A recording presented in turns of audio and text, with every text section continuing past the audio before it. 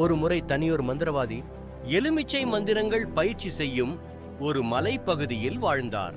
அவரது பெயர் கண்ணன். கண்ணன் மிகவும் அறிவாளி மற்றும் தனிமையில் வாழ விரும்பும் நபர். ஒரு நாள் அவர் ஒரு அற்புதமான எலுமிச்சை மரத்தை கண்டுபிடித்தார். இந்த மரம் மந்திரவாதிகளுக்கு மிகுந்த சக்தியை வழங்கும் மரமாக இருந்தது. மரத்தின் அருகில் ஒரு இளம் பெண் ஆதி, ஒரு வீரியமான வீராங்கனை, தனது கிராமத்தை துரோகிகளிடமிருந்து காப்பாற்ற விரும்புகிறாள். அவளுக்கு ஒரு பணி உள்ளது, அந்த மரத்தை காப்பாற்ற வேண்டும். கண்ணன் மற்றும் ஆதி ஒரே நோக்கத்துடன் இணைந்து ஒரு நாள் துரோகிகள் அந்த மரத்தை கொள்ளையடிக்க வந்தனர்.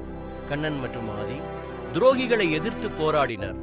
கண்ணன் தனது மந்திரங்களை பயன்படுத்தி வானில் தீப்பெறிகள் உருவாக்கி துரோகிகளை பயமுறுத்தினான்.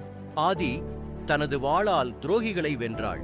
இருவரும் இணைந்து மரத்தை காப்பாற்றினர். இந்த போராட்டத்தின் போது கண்ணன் மற்றும் ஆதி அவர்கள் மரத்தின் சக்தியை பயன்படுத்தி துரோகிகளை அடித்து நொறுக்கினர். இறுதியில் அவர்கள் வெற்றி பெற்றனர் மற்றும் மரம் பாதுகாக்கப்பட்டது. கண்ணன் மற்றும் ஆதி அந்த மரத்தின் கீழ் அமர்ந்து எதிர்காலத்தை பற்றி கனவுகளை கற்பனை செய்தனர். அவர்கள் உலகத்தை பாதுகாக்கும் புதிய மந்திரவாதிகள் ஆக மாறினர். அந்த மரம் அவர்களின் நண்பராகவும் சக்தியாகவும் இருந்தது. இதன் மூலம் அவர்கள் ஒரு புதிய தொடக்கம் கண்டனர். அவர்களின் பயணம் தொடர்ந்தது.